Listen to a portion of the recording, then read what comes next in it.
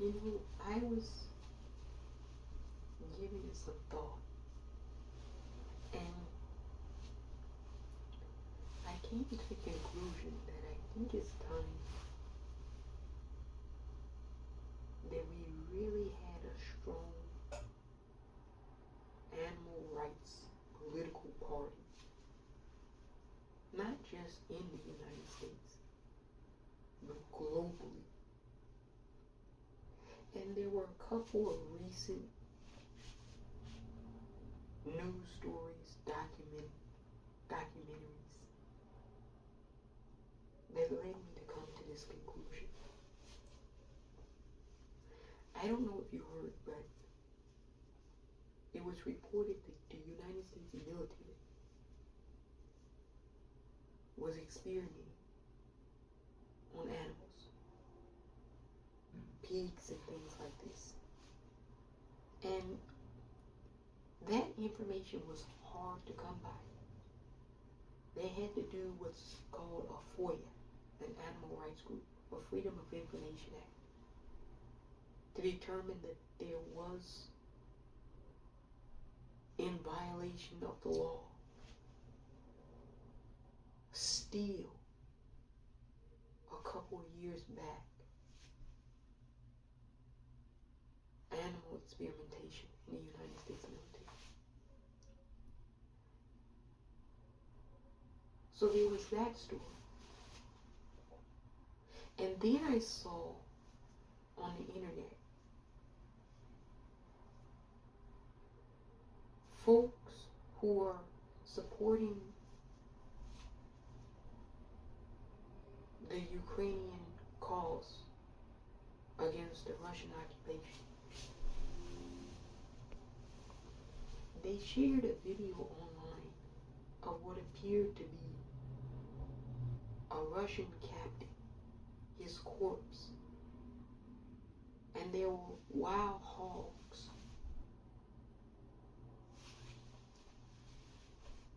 I don't want to be too descriptive, but let's just say that was their dinner.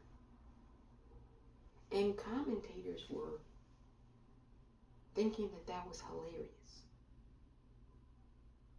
So I started to put two and two together. I was like, wait a minute, the American military is experimenting. And people are posting up videos showing animals or using animals to support a war effort. At both intersections of that, the only people that don't have a voice in that whole thing are the animals. So I said, well, I really think it's time to start an animal rights political party. Because if I'm being completely honest, we do really grotesque things to animals. We claim that we care about animals, we love animals in nature.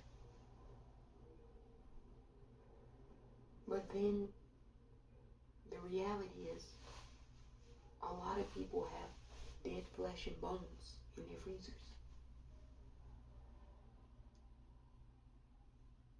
So sometimes our intentions don't match our actions.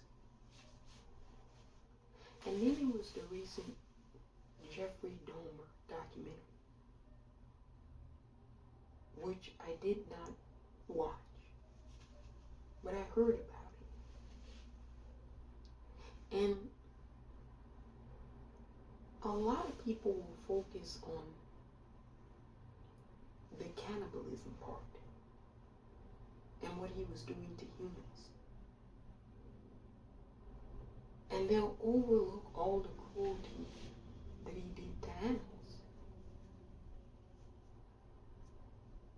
Now my thinking is this: did what he did with the animals, desensitize them to what he eventually did to humans.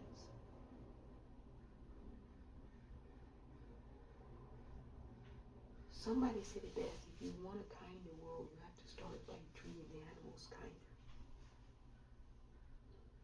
This is true.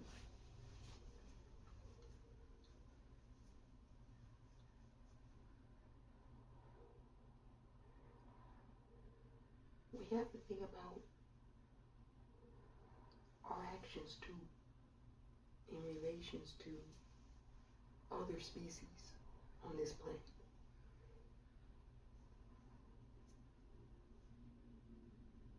Now, people will say,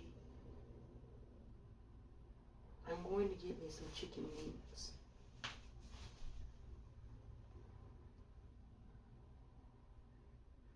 And call that food. But is it really food? It's a chicken's wing that you consume.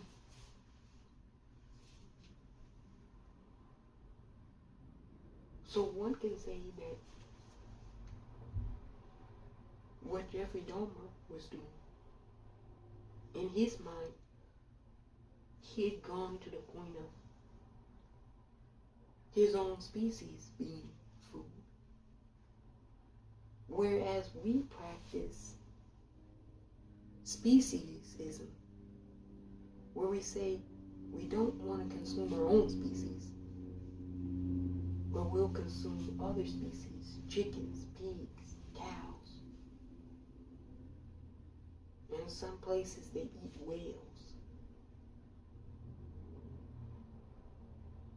So we'll practice a form of speciesism. But I'm wondering, does that desensitize us to violence we do commit against one another as humans?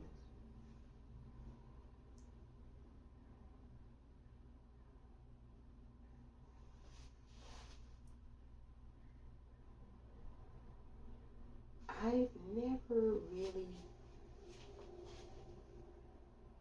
met or seen someone that's a vegan serial killer, that's a vegan rapist, serial rapist. I've never met those type of people. I mean, you have to think about this. Most people are meat eaters. So one would surmise that most violence is coming from people who consume dead flesh. But we don't think like that. Some people will say all lives matter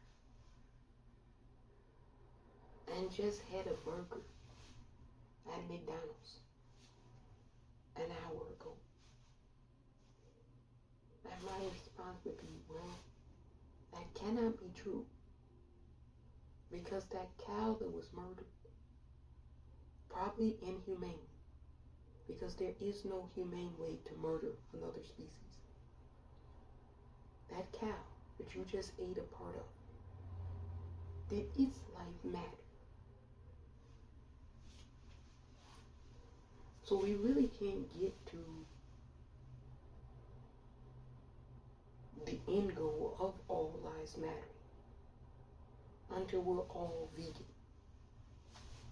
until we're all plant-based and not consuming meat. We can't really say all lives matter and be truly, authentically honest with ourselves if that's really what we believe.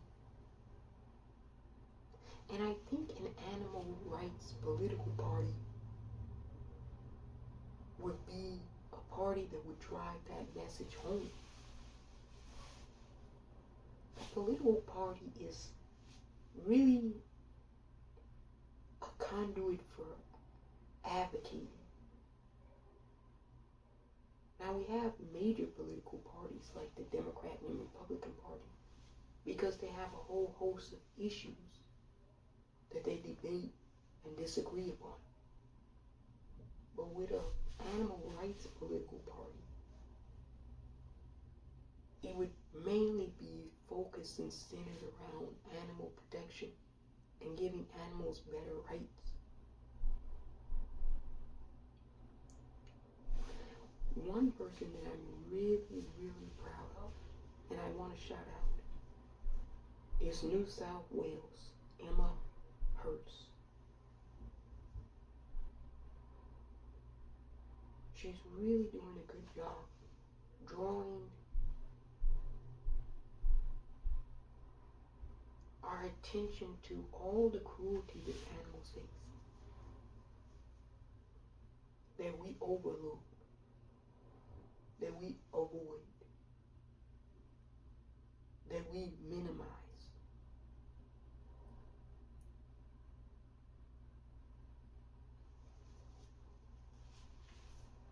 And that's what political parties are supposed to do, draw attention. Now, one could say environmentalists and the welfare of animals go hand in hand.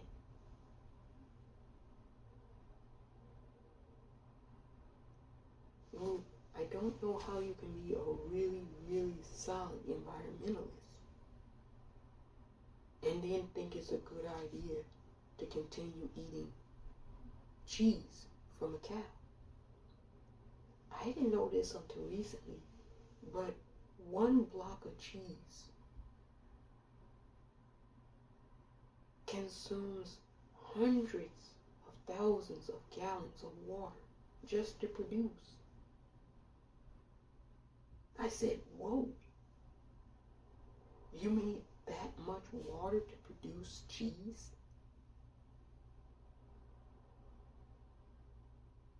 And we know the severity of our water situation.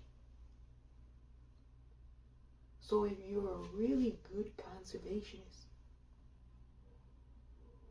you're going to say, you know, I'm accustomed to eating cheese, dairy, but maybe I'm going to do an alternative because our ecological system demands it. So it's not just about the welfare of animals. It's about the welfare of humans too. It's about the welfare of the planet. I think we really have to stop practicing this speciesism. When we look at other sentient life as not as valuable as humans. You notice in society, and I'm guilty of this too. I'm not perfect, I'm guilty of this. We'll sometimes compare really horrendous behavior that humans do. And we'll use the comparison of they're an animal or something to that effect.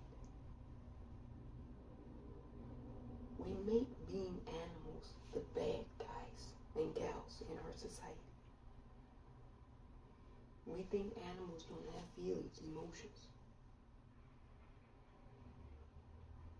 They feel pain just as much as humans do. But it's that lack of caring and empathy when you practice speciesism that I think has really been problematic.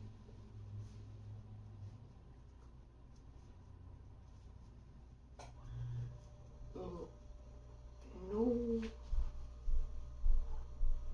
creature in all red with horns sticking out came to any of our places when we were growing up and told us to consume dead flesh and meat. That was an engineering program that our parents imparted in us. If I'm going to be super honest. Because some people will say, Little people have eaten meat for millennia. What they don't want to tell you is as follows. A small percentage of people were eating meat, and they were getting sick as well. But the vast majority of people did not have meat, and they were plant-based. Now some people will say, where do you get your protein from? Beans, nuts.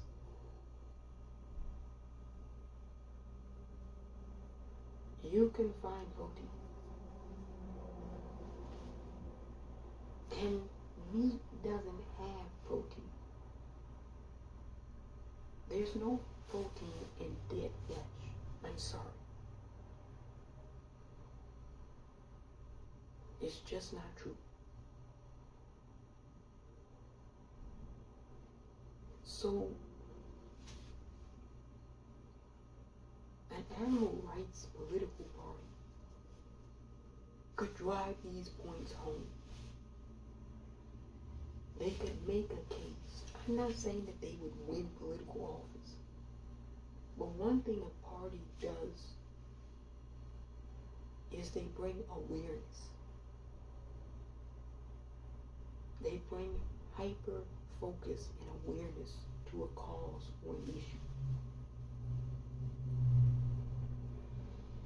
Most people don't know how many dogs are cruelly experimented on, how many chimpanzees are experimented on at major research institutions all over the world. Animal testing is something that's generally accepted by people who are supposedly respectable in our society. And what an animal rights political party would do would be to challenge that notion and concept. It would be to challenge the individual to not consume dead flesh. It would be to present research and science to say, you know, eating meat leads to very bad health outcomes. Think about it. When you go to the doctor and you have your blood pressure checked, why do they always warn you to stop eating so much red meat?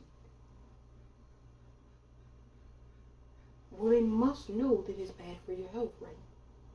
If they're telling you as a doctor to lay off the red meat, then they must know. You see, a political party would be able to drive that issue home. No, you're never going to get everybody to be a vegan. But I think if people had a legitimate awareness, a lot more people would go plant-based. So a lot of times it's about awareness and bringing focus to something that's not front and center on everybody's mind.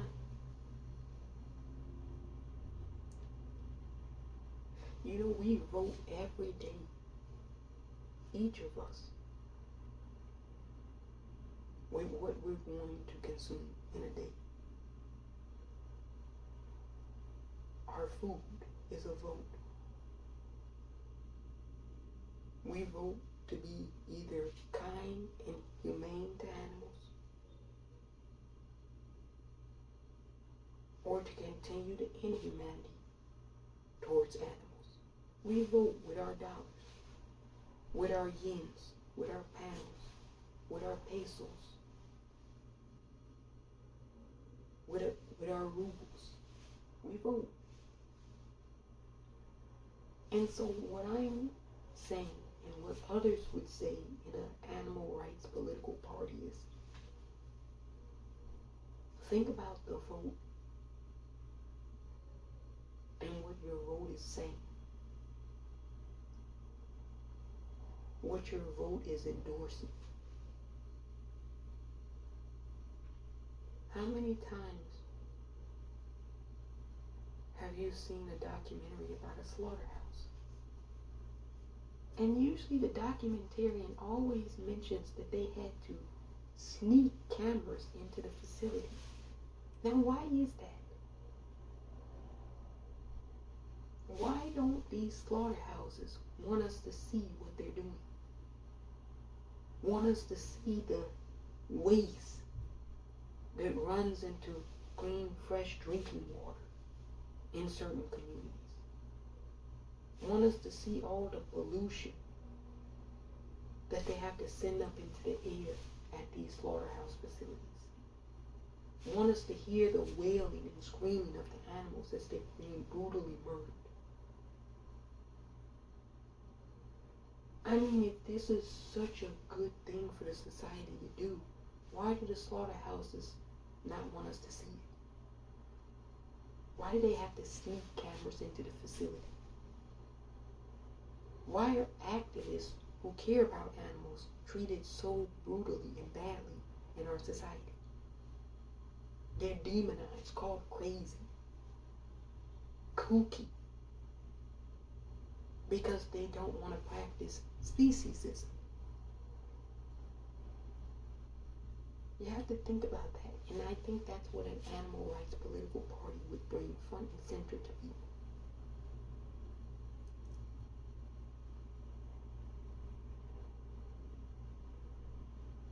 Also, I have a little problem with the hypocrisy. Just a tad bit. Now, how many times have you heard from someone who wanted to say that Western society is better than Eastern society? The notion of, they bring up, well, in China, they eat cats and dogs.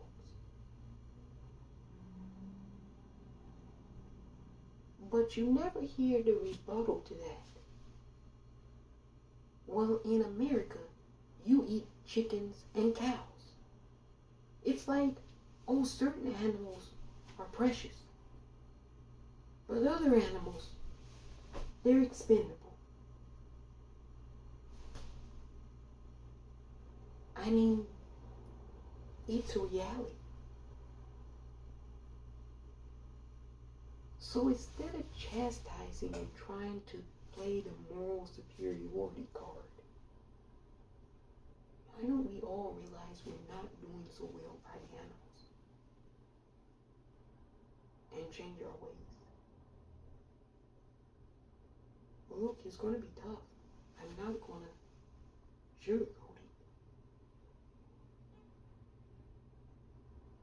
it. The programming in regards to meat consumption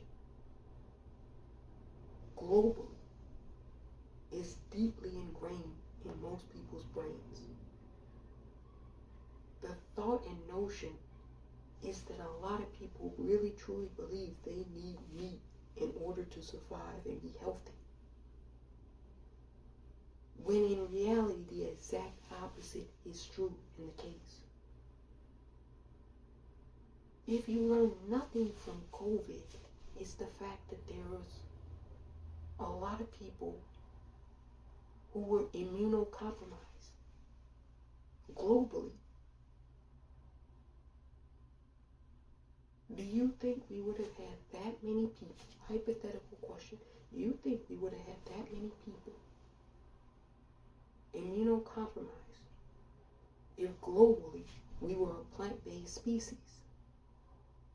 Real question that requires a real thoughtful answer.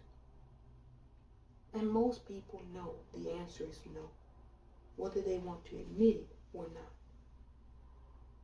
Again, let me repeat. Do you think we would have had so many humans immunocompromised globally if we were a plant-based society? I don't think so.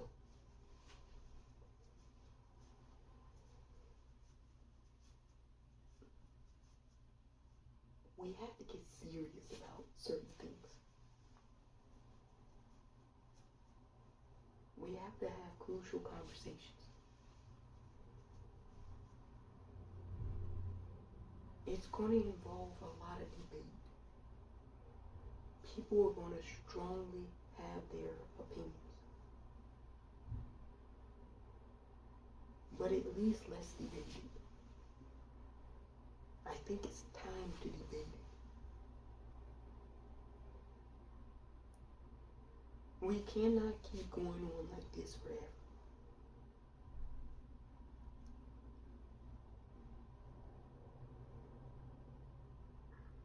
At one point, people were like, well, previous generations did it. Right. And how did that work out for them? Because that's the end of it. They always say previous generations did it, as though there's no analytical data to back up how that worked out for them. People will say, my parents ate me. Yeah. And most likely your parents were in a nursing home. Most likely your parents were very ill and sick.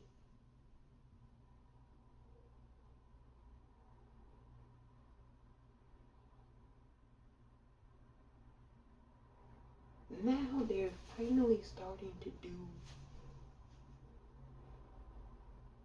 plant-based medicine and research. And all the new scientific data and evidence points to it being much more wholesome to the human body. So my question is, when you discover new evidence, but still want to live under old thinking, what does that make you?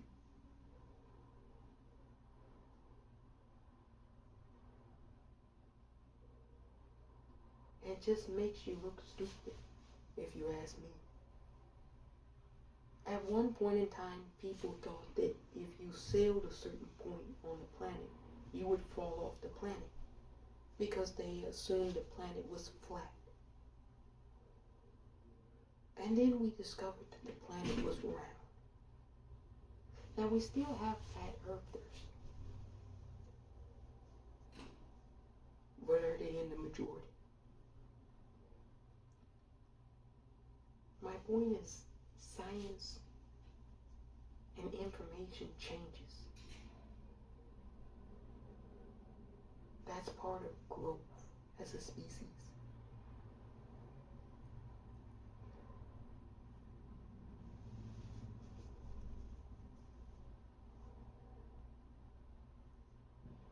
I think a strong animal rights party could really make these points. And it's one of the things that I really want to work on. The formation of it. The candidates for it. The platform. The talking points. Finding strategies. And actually effectively winning offices.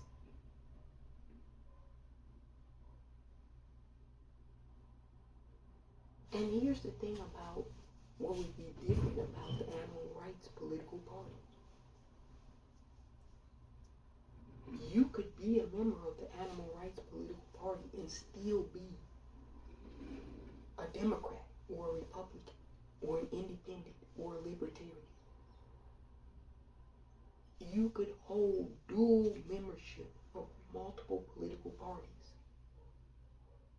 But you would have to pledge to a platform of really being in the best interest and welfare of animals. All animals. You couldn't cherry pick, oh, I like dogs and cats, but not chickens and cows. That would be something very unique about the animal rights political party. You could be a dual member of another political party and it not affect you.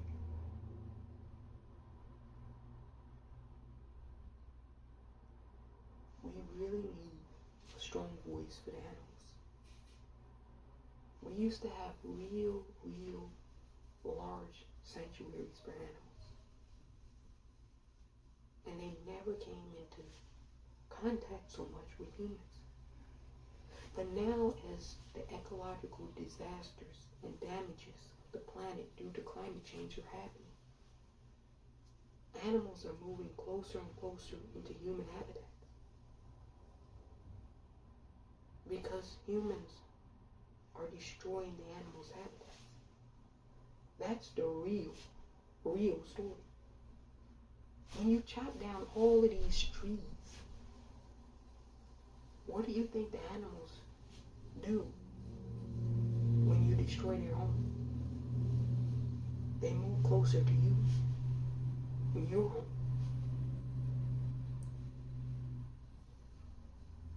This is a reality that we need to start addressing and talking and speaking about. And I think the only way that's going to happen is to form an animal rights political party. I really do.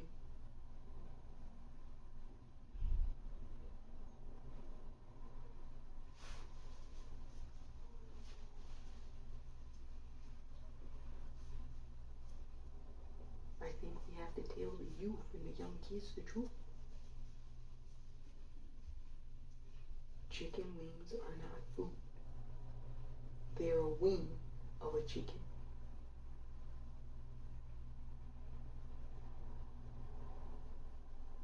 We can't keep distorting and lying to kids. Especially when all the evidence and science is clear now.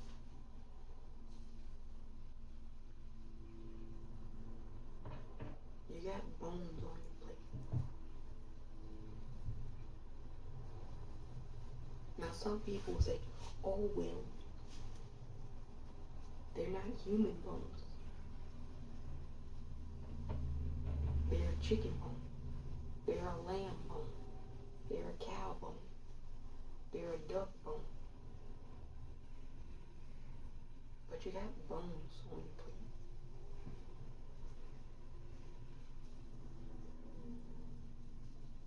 That's unnatural. And it's unhealthy. And it's bad for the environment. If we said all of those things simultaneously and presented the data to back it up, people really would go vegan. See, some people are like, oh, people vegan. But it's like the old saying where you criticize something that you don't know. Most people don't know what veganism is. They just hear it and they go, oh, those fringe way out leftists, the elites. But they don't really think about the health benefits because they don't know what it is. And so part of what the animal rights, a big part of what the animal rights political party would be doing would be educational. In terms of really sharing out what veganism and plant-based is. Because I feel like the way they discuss it, you have to be in university. And most people read on a 6th grade level. But veganism, all the information is like college level. There's nobody that simplifies it. That's what I think a political party could do. Simplify it. Make it simple for the average Joe and Jane to understand.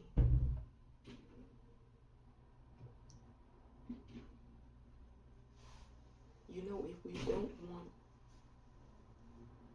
all these medications to be tested on us, we can't condone them to be tested on the cows. People were screaming about a vaccine. But you're eating multiple vaccines. Look at how many vaccines chickens have to receive. Your average chicken might get 20, 50, 100 vaccinations. Cows, the same thing. But we don't care.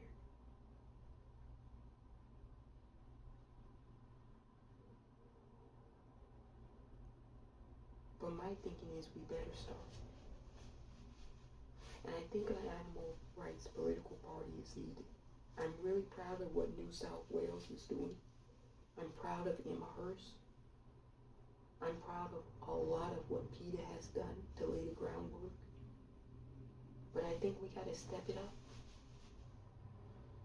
I think it's time for a political party for all of the animal rights and environmentalists to really disseminate and hone in on animalism and speciesism. The biggest thing most people can do that's going to be healthy for them is to stop consuming dead flesh. It's going to have tremendous health benefits when you go plant-based. Tremendous. I think if you share that, and I see that on social media now, a lot more people are becoming vegan, and that's a good thing. But still, it's a very tiny percentage in relation to the global population of humans, which is a bad thing.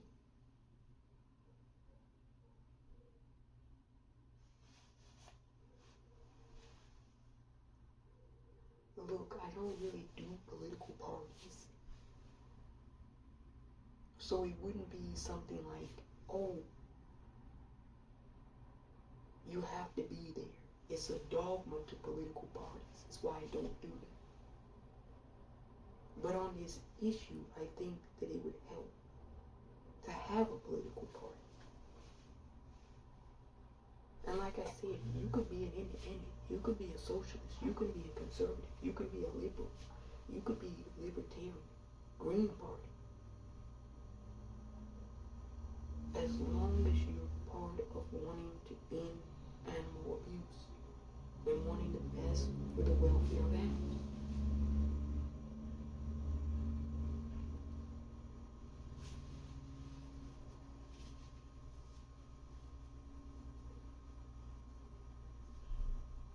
All governments experiment on animals. Most university research labs experiment on animals. What I'm saying is we would end all of that shit.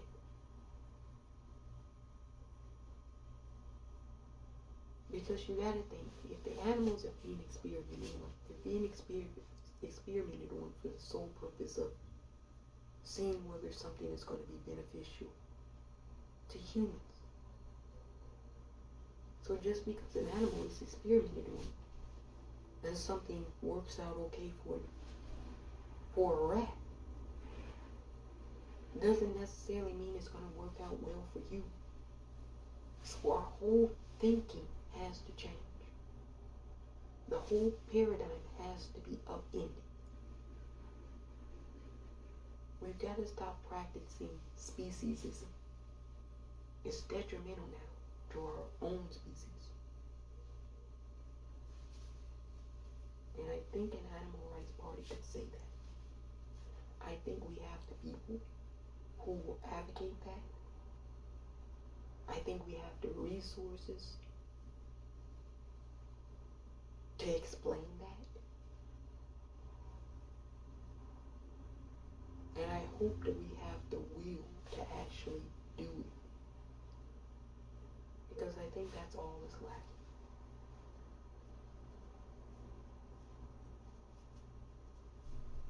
We don't have very much time.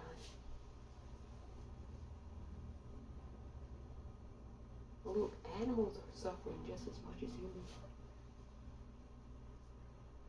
We just have to be concerned about their suffering, as we would want them to be concerned about our suffering. We have to coexist with nature better. We're not doing so well right now. We have to do better. And if doing better is it something to criticize or to scoff at, I would ask that individual or those individuals to do such a thing. Is that going to be beneficial long term for us? Or do you not care about our long term survival? Because some people on this planet don't care about anything.